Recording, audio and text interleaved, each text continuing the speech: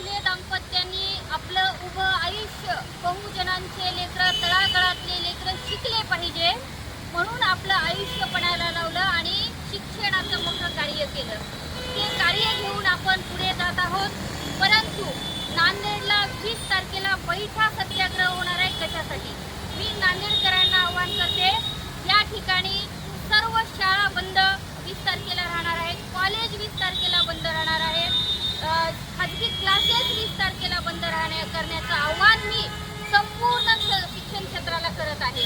आपल्याला माहिती आहे या देशाचे शिक्षण तज्ञ सोनम वांगचूक यांनी 21 दिवस आमरण उपोषण केलं जीवाची बाजी लावून। आपल्याला माहिती आहे काय होती मागणी, या देशात नीट परीक्षा पारदर्शक व्हावं, नवीन शिक्षणाचं जे धोरण आहे ते पारदर्शक व्हावं, या देशामध्ये तळागाळातले लेकरं शिकावे आणि जे नीटचं जे काय आपल्या समोर जे गेल्या काही दिवसाचे प्रकरण घडलेलं आहे त्या विरोधामध्ये आपली नैतिकता समजून केंद्रीय शिक्षण मंत्री यांनी राजीनामा द्यावा।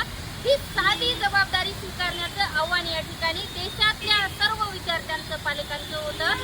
परंतु आपल्याला माहिती आहे ती नैतिकची जबाबदारी या सरकारमध्ये नाही आहे, परंतु हिटलरचा सरकार असणाऱ्या या सरकारने काय केलं, वांगचूक यांचं उपोषण यांनी फोडण्याचा प्रयत्न केला।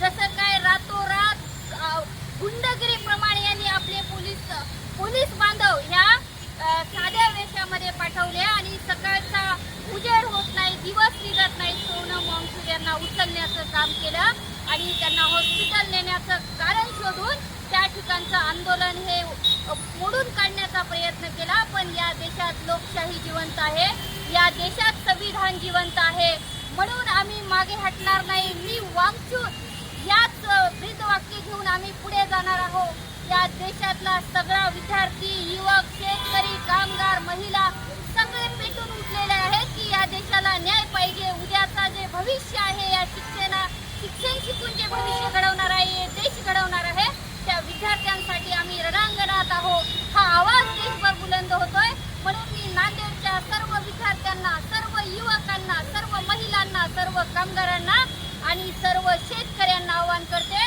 तसेच शाळा, कॉलेज, क्लासेसच्या सर्व माझ्या बांधवांना आवाहन करते, आपण 20 तारखेला ITI चौक ज्या फुले दाम्पत्यांनी आपला प्राणपणाला लावून आयुष्यभर विद्यार्थ्यांसाठी शिक्षणासाठी काम केलं, यांच्या चौकामध्ये महात्मा ज्योतिबा फुले, सावित्रीबाई फुले यांच्या स्मारकापुढे आपण बैठा सत्याग्रह करणार आहोत। एक दिवस का होईना आपण वांगचूक यांच्या स्मरणार्थ आम्ही जिवंत आहोत म्हणून पुढे येणार आहोत आणि वांगचूक यांना पाठिंबा देणार आहोत, हा देश वाचवणार आहोत, हे संविधान वाचवणार आहोत, हे आवाहन मी नांदेडकरांना करते।